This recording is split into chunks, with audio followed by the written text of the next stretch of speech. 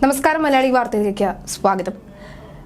കുറെ നാളുകളായി എല്ലാവരും ഭയപ്പെട്ടിരുന്നൊരു കാര്യമായിരുന്നു ഇറാനും ഇസ്രായേലും തമ്മിൽ ഒരു യുദ്ധത്തിലേക്ക് മുഖം തിരിക്കുകയാണെങ്കിൽ അല്ലെങ്കിൽ യുദ്ധത്തിലേക്ക് തിരിയുകയാണെങ്കിൽ അത് ലോകരാജ്യങ്ങളെ പോലും ഒരുപക്ഷെ ഭയപ്പെടുത്താനുള്ള സാഹചര്യം ഉണ്ട് എന്ന് എല്ലാവർക്കും ഒരു വിലയിരുത്തലുണ്ടായിരുന്നു. പലതരത്തിലുള്ള പ്രവചനങ്ങൾ ഓരോ വർഷം തുടങ്ങുമ്പോഴും സംഭവിക്കാറുണ്ട്. അത്തരം ബാബ വാങ്കയുടെ പ്രവചനങ്ങളെല്ലാം ഇപ്പോഴും നമ്മൾ ശ്രദ്ധയോടെ കേൾക്കാറുമുണ്ട്. അതൊരു പക്ഷേ പലതും ഒരു 80% അത് നടക്കുന്ന സാഹചര്യവുമുണ്ട്. ഇറാനും ഇസ്രായേലിനും ഉണ്ടായതും അത്തരമൊരു പ്രവചനത്തിന്റെ ഫലമായുള്ള കാര്യങ്ങളാണെന്നാണ് വ്യക്തമാകുന്നത്.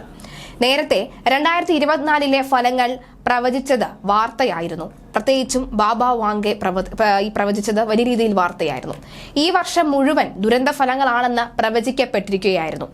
യൂറോപ്പിൽ തീവ്രവാദ ആക്രമണങ്ങൾ, ജൈവായുധങ്ങൾ ഉപയോഗിച്ചുള്ള ആക്രമണങ്ങൾ എന്നിവയ്ക്കൊപ്പം മറ്റൊരു ലോക മഹായുദ്ധവും ഈ വർഷം നടക്കുമെന്നാണ് അവർ പ്രവചിച്ചിട്ടുള്ളത്.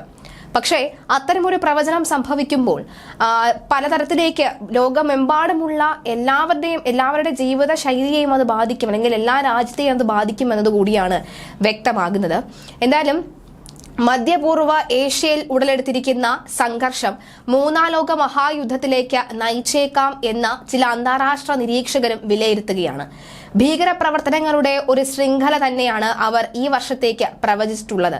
ഒരു സുപ്രധാന രാജ്യം ജൈവ ആയുധ ആക്രമണത്തിൽ വലയുമെന്നും അവർ പറഞ്ഞിട്ടുണ്ട്. എന്നാൽ ഇത് ഏത് രാജ്യമാണെന്ന് അവർ വ്യക്തമാക്കിയിട്ടില്ല. 2023 ഒക്ടോബർ 7 ഹമാസ് ആക്രമണം ലോകയുദ്ധത്തിലേക്ക് വഴി തെളിയുമെന്ന ആശങ്ക ഉയർന്നിരുന്നുവെങ്കിലും ലോകം കഷ്ടിച്ച് അതിൽ നിന്നും രക്ഷപ്പെടുകയായിരുന്നു. അതിനിടയിലാണ് ഇറാന്റെ ഇസ്രായേൽ ആക്രമണം വന്നത്. ഇത് വീണ്ടും ലോകമഹായുദ്ധ സാധ്യതകളെ കുറിച്ചുള്ള ചർച്ചകൾക്ക് വഴിവെക്കുകയാണ്. യഹൂദ രാജ്യത്തെ ശാന്തമാക്കാനാണ് പാശ്ചാത്യ ശക്തികൾ പ്രധാനമായും ശ്രമിക്കുന്നത്. അതിനിടയിലാണ് ഇതുവരെ ഉപയോഗിക്കാത്ത ഒരു ആയുധം ഉപയോഗിക്കുമെന്ന് ഇറാനിയൻ പാർലമെന്റിന്റെ ദേശീയ സുരക്ഷാ കമ്മിറ്റി തലവൻ അബുൽ ഫാസി അമോവ് പറഞ്ഞത്. ഇസ്രായേൽ തുടർ ആക്രമണം നടത്തുകയാണെങ്കിലായിരിക്കും അത് ഉപയോഗിക്കുക എന്നും അദ്ദേഹം വ്യക്തമാക്കിയിരിക്കുകയാണ്. ഇറാൻ പ്രസിഡന്റ് ഇബ്രാഹിം റൈസിയും ഇസ്രായേലിനുള്ള മുന്നറിയിപ്പുമായി രംഗത്ത് വരികയുമാണ്. ഈ സാഹചര്യത്തിൽ കൂടിയാണ് ചില പ്രവചനങ്ങൾ ശക്തമാവുകയാണ് അല്ലെങ്കിൽ സത്യമാവുകയാണെന്ന കാര്യം വ്യക്തമാകുന്നത്. എന്തായാലും പലതരത്തിലേക്ക്, അതായത് ഒരു മൂന്നാം ലോക മഹായുദ്ധം ഏത് നിമിഷവും ഉണ്ടാകാമെന്നുള്ള ഒരു ഭയം നിഴലിക്കുമ്പോൾ തന്നെയാണ് അതിൽ നിന്നും പിന്മാറാനും ഇറാനും ഇസ്രായേലും തയ്യാറാകുന്ന വാർത്തയും പുറത്തു വരുന്നത്.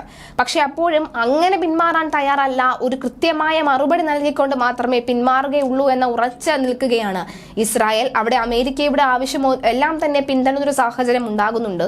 എന്തായാലും പ്രവചനങ്ങൾ സത്യമാകുമോ, അല്ലെങ്കിൽ മൂന്നാം ലോക മഹായുദ്ധത്തിലേക്കാണോ ഇതിന്റെ ഒരു കടത്തം? അങ്ങനെയെങ്കിൽ ലോകരാജ്യങ്ങളെല്ലാം തന്നെ ഒറ്റക്കെട്ടായി നിൽക്കുമെന്ന കാര്യത്തിലും സംശയമില്ല. എല്ലാവരും ഇറാനെതിരെ തിരിയുമെന്ന കാര്യത്തിലും സംശയമില്ല. ഇപ്പോൾ തന്നെ 48ഓളം രാജ്യങ്ങളുടെ ഒരു പിന്തുണ ഇസ്രായേലിനുണ്ടെന്ന കാര്യവും മറക്കാനിടയില്ല. എന്തായാലും കണ്ടറിയാം പ്രവചനങ്ങൾ സത്യമാകുമോ ഇല്ലയോ എന്ന്.